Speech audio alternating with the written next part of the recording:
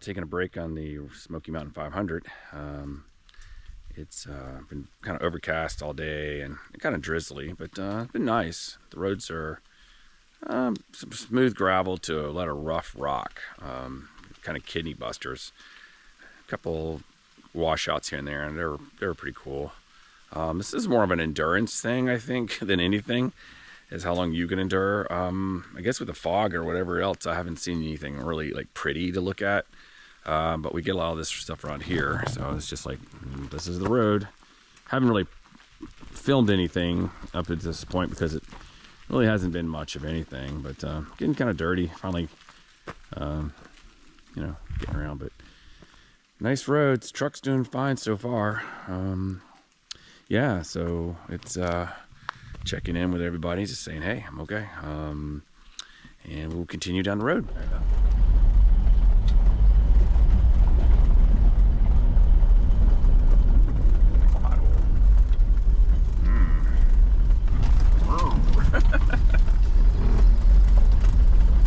Pretty tight trail up here, a little rocky, potholes and things too.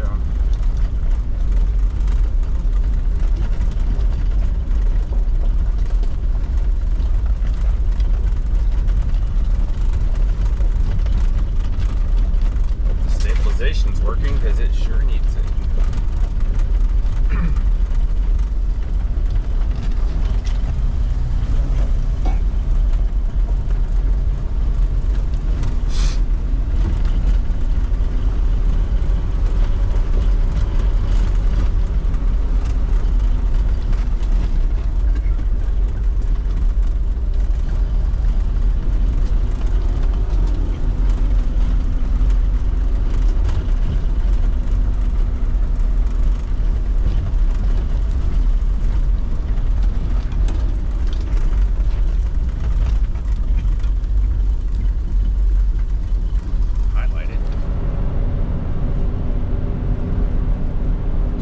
Little roads when you get on a road,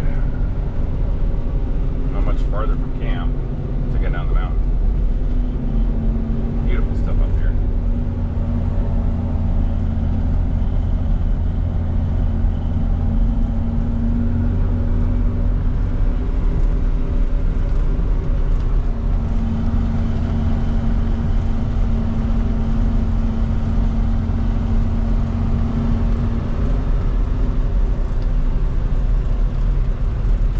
Porsche Road, but all of it is pretty fun for what it is.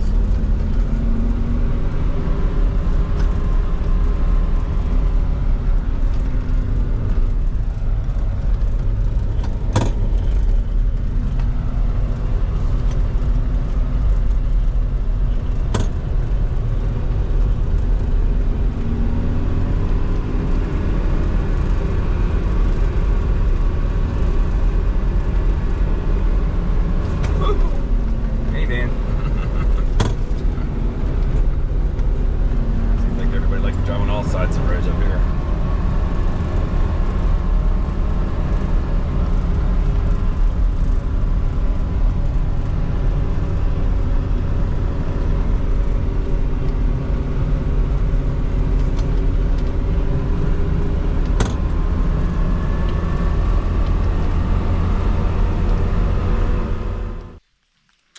Wednesday morning on the Smoky Mountain 500. It's Eric again.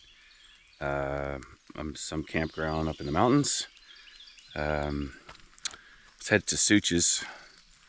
Didn't quite make it. I went up to some gnarly, incredible off-roading, probably the most amazing stuff I've ever been through.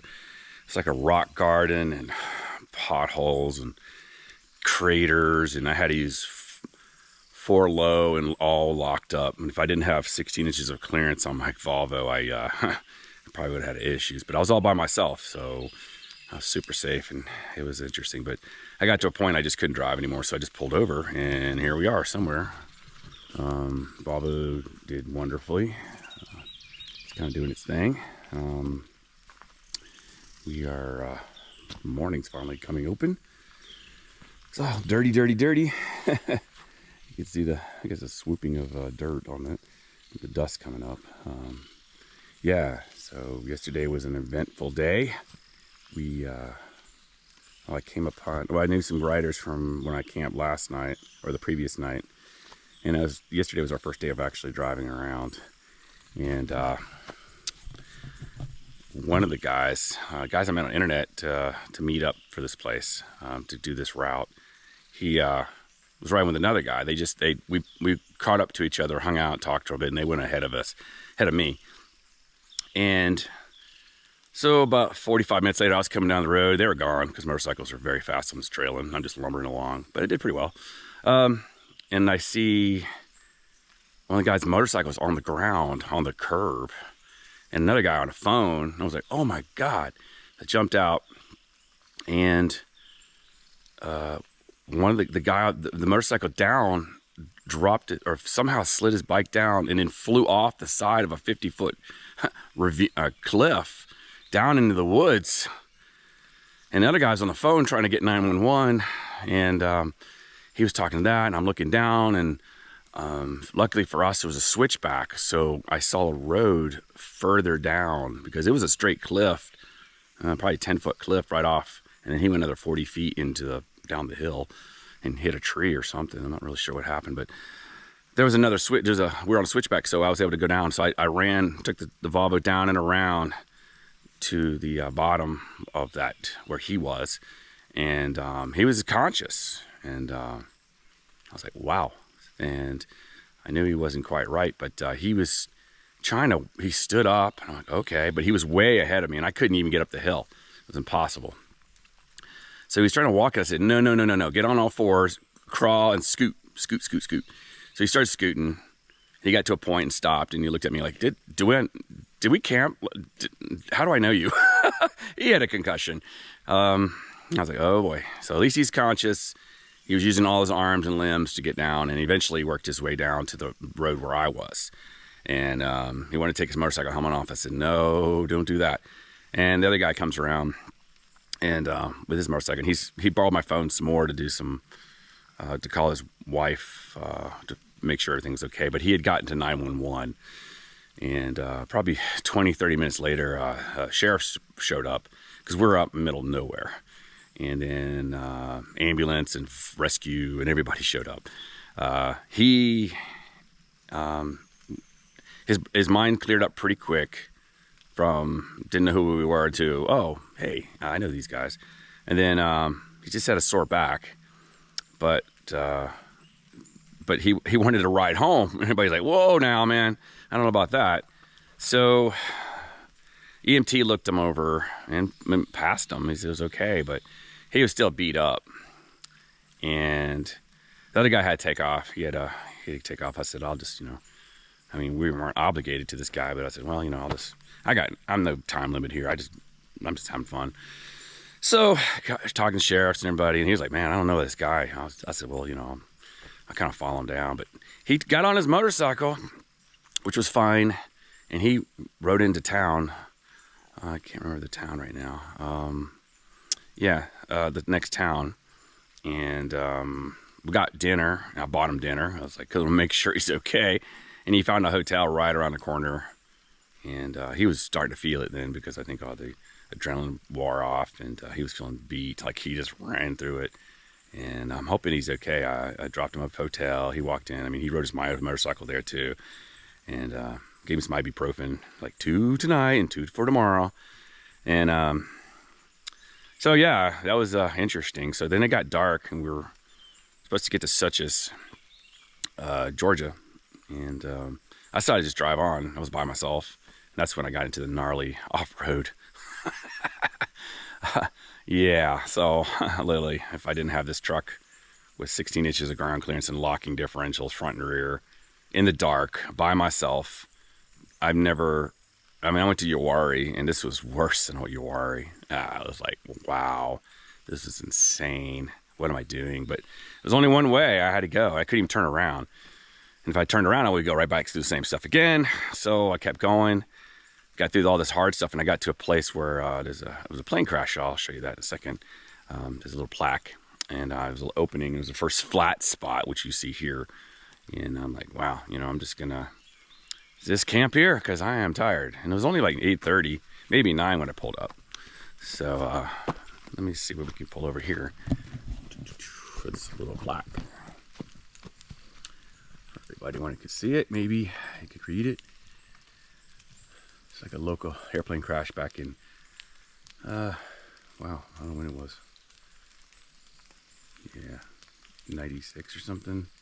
So anyway, that was, yeah. Apparently the plane crashes up here somewhere. I'm probably on a little trail off to the side. But I'm slept in my little stretcher, and I didn't have to use the stretcher for that guy. I even showed the EMT, look guys, I got a stretcher just in case. And they were like, laughing. And one guy even knew what a Pinsgauer was. And like, I had one of those, but now I have this.